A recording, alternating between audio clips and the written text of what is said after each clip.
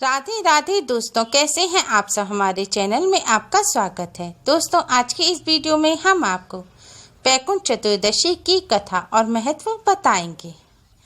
कार्तिक मास के शुक्ल पक्ष की चतुर्दशी तिथि को वैकुंठ चतुर्दशी मनाई जाती है। शास्त्रों के अनुसार वैकुंठ चतुर्दशी के दिन शरीर का त्याग करने वाले व्यक्ति को स्वर्ग की प्राप्ति होती है। जो व्यक्ति इस पूरे विधि विधान से भगवान शिव और भगवान विष्णु का पूजन करते हैं, उनके जीवन के सभी पाप कट जाते हैं। पुराणों के अनुसार इसी दिन भगवान शिव ने भगवान विष्णु को सुदर्शन चक्र प्रदान किया था। इस दिन भगवान शिव और भगवान विष्णु एकाकार रूप में रहते हैं। विद्वानों के मतानुसार जो व्यक्ति इस दिन भगवान विष्णु को 1000 कमल के फूल अर्पित करते हैं और उनका पूजन करते हैं, उन्हें और उनके परिवार को वैकुंठ धाम की प्राप्ति होती है। महाभारत के युद्ध में भी भगवान श्री कृष्ण ने मृत व्यक्तियों का श्राद्ध वैकुंठ चतुर्दशी के दिन ही कराया था। इसलिए इस दिन श्राद्ध तर्पण करने को भी विशेष महत्व दिया जाता है। वैकुंठ लोक को केवल सद्गुणी दिव्य पुरुष या सत्कर्मों को करने वाला व्यक्ति ही प्राप्त कर पाता है। लेकिन वैकुंठ चतुर्दशी का व्रत रखने से वैकुंठ धाम की प्राप्ति आसानी से हो जाती है। इसलिए प्रत्येक व्यक्ति को अपने जीवन में वैकुंठ चतुर्दशी का व्रत अवश्य करना चाहिए। शास्त्रों के अनुसार देवशयनी एकादशी पर भगवान विष्णु षष्ठी का कार्यभार भगवान शिव को सौंपते हैं। देव उठनी एकादशी पर जागने के बाद भगवान शिव भगवान विष्णु को पुनः षष्ठी का कार्यभार वैकुंठ चतुर्दशी के दिन ही देते हैं। आज के दिन वैकुंठ चतुर्दशी की कथा सुनने मात्र से ही भगवान शिव भगवान विष्णु की कृपा से सभी पापों, कष्टों और संकटों से मुक्ति मिलती है। वैकुंठ चतुर्दशी की 3 प्रचलित कथाएं हैं। हम आपको तीनों कथाएं सुनाएंगे। वैकुंठ चतुर्दशी की कथा। प्राचीन मतानुसार एक बार भगवान विष्णु देवाधिदेव महादेव का पूजन करने के लिए काशी आए। वहां मणिकर्णिका घाट पर स्नान करके उन्होंने 1000 स्वर्ण पुष्पों से भगवान विश्वनाथ के पूजन का संकल्प किया। अभिषेक के बाद जब वे पूजन करने लगे तो शिवजी ने उनकी भक्ति की परीक्षा के उद्देश्य से एक कमल पुष्प कम कर दिया।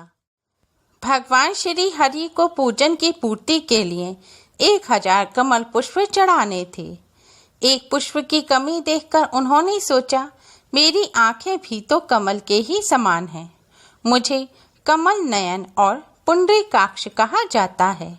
यह विचार कर भगवान विष्णु अपनी कमल समान आंख चढ़ाने को प्रस्तुत हुए। विष्णु जी की इस अगाध भक्ति से प्रसन्न होकर देवाधिदेव महादेव प्रकट होकर बोले, हे विष्णु, तुम्हारे समान संसार में दूसरा कोई मेरा भक्त नहीं है। आज की यह कार्तिक शुक्ल चतुर्दशी अब वैकुंठ चतुर्दशी कहलाएगी और इस दिन विधि पूर्वक जो पहले आपका पूजन करेगा उसे वैकुंठ लोक की प्राप्ति होगी। भगवान शिव ने इसी वैकुंठ चतुर्दशी को करोड़ों सूर्य की कांति के समान वाला सुदर्शन चक्र भगवान विष्णु जी को प्रदान किया। शिव जी तथा विष्णु जी कहते हैं कि इस दिन स्वर्ग के द्वार खुले रहेंगे। मृत्युलोक में रहने वाला कोई भी व्यक्ति इस व्रत को करता है, वह अपना स्थान वैकुंठ धाम में सुनिश्चित करेगा। वैकुंठ चतुर्दशी की दूसरी कथा। पौराणिक कथा के अनुसार एक बार की बात है, नारद जी पृथ्वी लोक से घूमकर वैकुंठ धाम पहुंचते हैं। भगवान विष्णु उन्हें आदर पूर्वक बिठाते हैं और प्रसन्न होकर उनके आने का कारण पूछते हैं। नारद जी कहते हैं, हे प्रभु, आपने अपना नाम कृपा निधान रखा है। इससे आपके जो प्रिय भक्त हैं वही तर पाते हैं, जो सामान्य नर नारी हैं वह वंचित रह जाते हैं। इसलिए आप मुझे कोई ऐसा सरल मार्ग बताएं जिससे सामान्य भक्त भी आपकी भक्ति कर मुक्ति पा सकें। यह सुनकर विष्णु जी बोले, हे नारद, मेरी बात सुनो।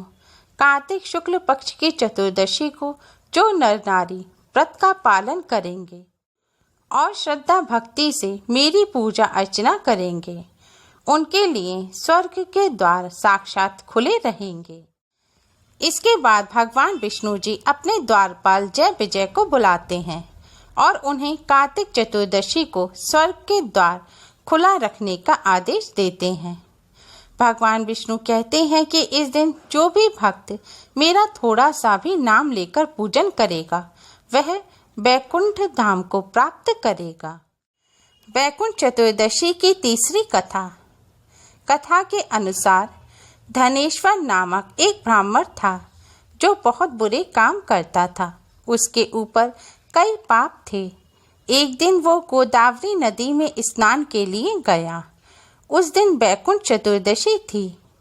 कई भक्तजन उस दिन पूजा अर्चना कर गोदावरी घाट पर आए थे। उस भीड़ में धनेश्वर भी उन सभी के साथ था। इस प्रकार उन श्रद्धालु के स्पर्श के कारण धनेश्वर को भी पुण्य मिला। जब उसकी मृत्यु हो गई तब उसे यमराज लेकर गए और नरक में भेज दिया।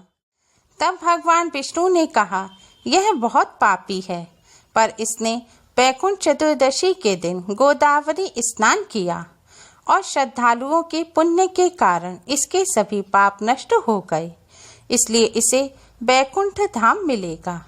अतः धनेश्वर को बैकुंठ धाम की प्राप्ति हुई। आज के दिन बैकुंठ चतुर्दशी की कथा सुनने मात्र से ही भगवान विष्णु और भगवान शिव की कृपा से सभी पापों, कष्टों और संकटों से मुक्ति मिलती है। उम्मीद है आपको हमारी ये वीडियो पसंद आई होगी। Please like, share and subscribe. Thanks for watching. Radhe Radhe.